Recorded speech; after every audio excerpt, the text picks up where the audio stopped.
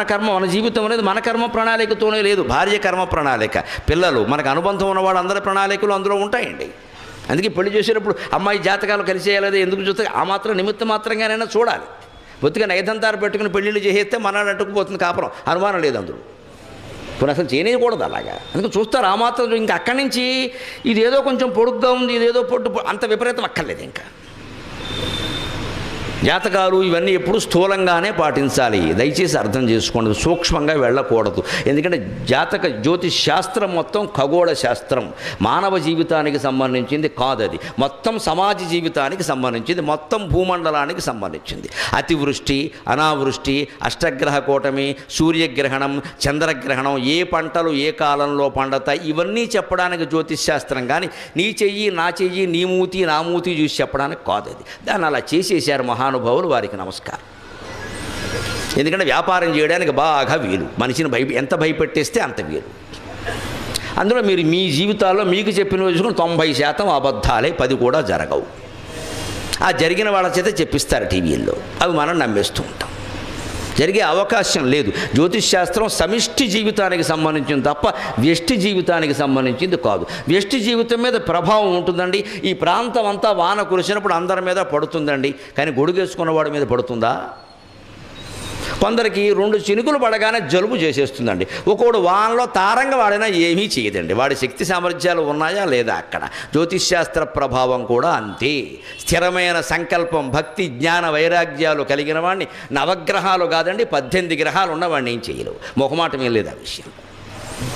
వెంకటేశ్వర సుప్రభాతం సహా అన్నింటిలో ఉంటుంది. మీ ధైర్యం కోసం చెబుతున్నా. సూర్యందు భౌమ బుధ వక్పతి కావ్య సౌరి స్వర్భానుకేతు దివిషత్ పరిషత్ ప్రధానాగ త్వద్దాస దాస చరమావతి దాస దాసాక శ్రీ వెంకటాచలపతే తవ సుప్రభాతం. సూర్యుడు, ఇందు చంద్రుడు, భౌమ కుజగ్రహం,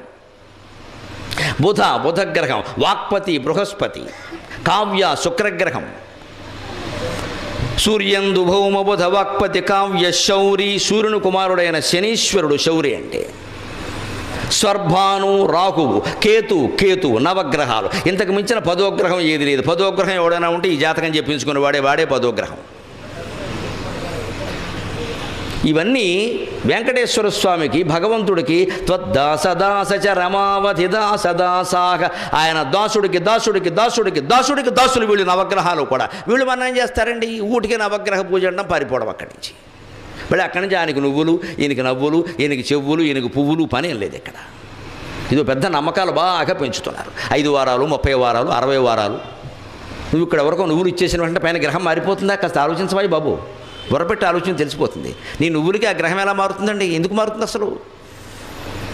అది మొత్తం సమిష్టి సృష్టికి సంబంధించిన విషయమా? కానీ ఖచ్చితంగా అదే జ్యోతిష్ శాస్త్రంలో చంద్రగ్రహణం కానీ, సూర్యగ్రహణం కానీ, గ్రహకూటమి కానీ, ఈ ఇతర అతివృష్టి అనావృష్టి కానీ ఎలా రాశారో అలాగే జరుగుతున్నాయి. మీరు గమనించాలి. ఒక చుక్క తేడా లేకుండా, సెకండ్ తేడా లేకుండా కరెక్ట్ జరుగుతాయి.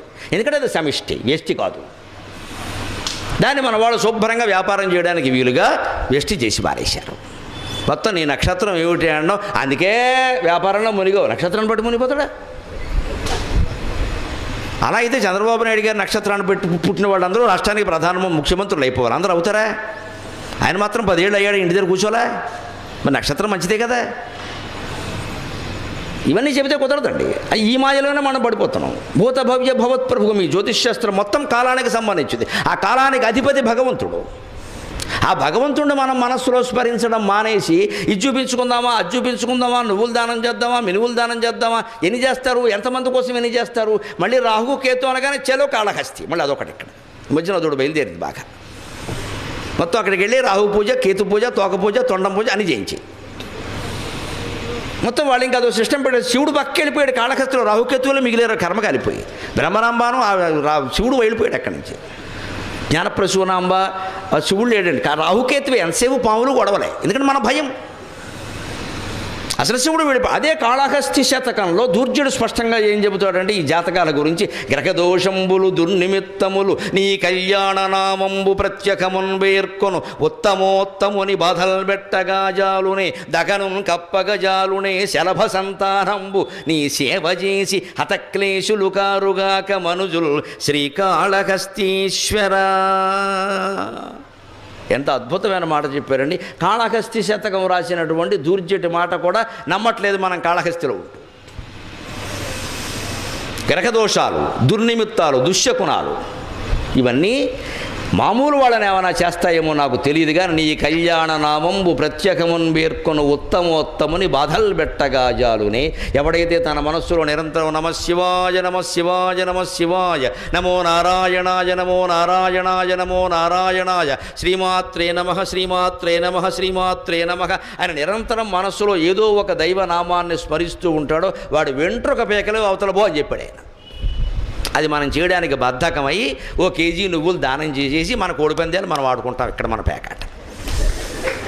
కారణం అది మన బద్ధకం అండి. మన కోడిపందాలు ఆడతాం, పేకాట ఆడతాం, సమస్తం ఆడతాం, భగవన్నామస్మరణ చెయ్యం. ఒకవేళ చెయ్యికి తప్పదంటే ఓ బ్రాహ్మణ్ణి పిలిచి నువ్వు చెయ్యి మా బదులు నీకో 100 రూపాయలు ఇస్తామంటాం. మంచిపోయి ఇప్పుడు వాడికి 100 వచ్చాయి, వీళ్ళని మనకు 100 కూడా పోయింది, ఏమి రాలేదు.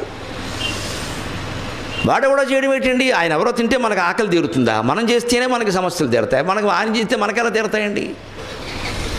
ఇదంతా మొత్తం ఈ డిప్యుటేషన్ సిస్టమ్ కుదరదండి. ఆధ్యాత్మికతను మన ఎడుపు మనం ఎడవలసిందే. పైగా దహనం కప్పగజాలునే శలభ సంతానం. అగ్ని దగ్గరికి మిడతలు రాలేవు కదా, పరమేశ్వరుడు అగ్నిస్వరూపుడు కదా.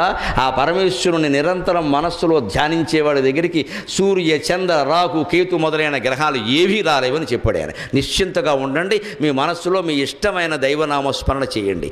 ఏ జాతకాలు ఎవరికి చూపించుకోక్కర్లేదు, హాయిగా ఉండండి. అది ఆ భయం లేకే మనం ఇలా భయం కారణంగానే ఉండిపోతున్నాం అంతే. ఎప్పుడు ఏమైపోతుందో ఇది ఒకటి మార్చేస్తావా? జస్ట్ లాజిక్ అండి. ఇక్కడ నువ్వు దానం ఇచ్చేస్తావా, అక్కడ మొత్తం వెంటనే అబౌట్ టర్న్ అని శనివాడు తిరిగిపోతాడా? మరి అలా తిరిగిపోతే ఇంకోటి మీద పడాలి, వాడు దానం ఇవ్వలేదే. ఏ గ్రహాలు ఎలా ఉన్నాయి మనం చదువుకుంటున్నాం, ఆ మాత్రం విజ్ఞానం తెలియదా? అంత అజ్ఞానంలో పడతారేమిటండి వాళ్ళెవరో చెప్పగానే. పైగా వీళ్ళందరూ సన్నాసులు టీవీల్లో అరగంటకు 25,000 ఇచ్చి పెట్టించుకుంటున్నారమ్మా, మొహమాటం లేదు చెప్పడానికి. పక్క వ్యాపారం పేయింగ్ మోర్ దాన్ 25,000. మండిపోతే నాకు ఇంగ్లీష్ వస్తుంది, తెలుగు రాదు. డబ్బులు ఇచ్చి పెట్టించుకుంటున్నారు కార్యక్రమాలు. అవి చూసి మనం ఫోన్లు చేసి మా పిల్లకి బాగోలేదండి, కూర్చో అమ్మా, నీకు బాగుంటే పిల్లకి బాగుంటుంది, కూర్చో ఇంట్లో. మన బలహీనత, మన భయం, వాడు సొమ్ము చేసుకుంటున్నాడు అక్కడ స్పష్టంగా. మళ్ళీ మనమే విష్ణు సహస్రం పట్టుకుని ఆయన విష్ణు సహస్రం పారాయణ చేయమని చెబుతాడు. మరి దాని అర్థం చెప్పడు, ఎందుకంటే అర్థం చెబితే ఇంకా చేయక్కర్లేదు, మనం ఆయన వెనకాల పడడం చెప్పడం. అందుకని పారాయణ చేసి 100 మంది కూర్చోండి, 1000 మంది కూర్చోండి, 1,00,000 మంది కూర్చోండి, గోతులో కూర్చోండి, ఏం కాదు. అక్కడ ఏం చేసినా ఒకటే. భూత భవ్య భవత్ప్రభువు అన్న ఒక్క నామానికి అర్థం తెలిస్తే మనం ఇంకా దేనికి భయపడాల్సిన పని లేదు.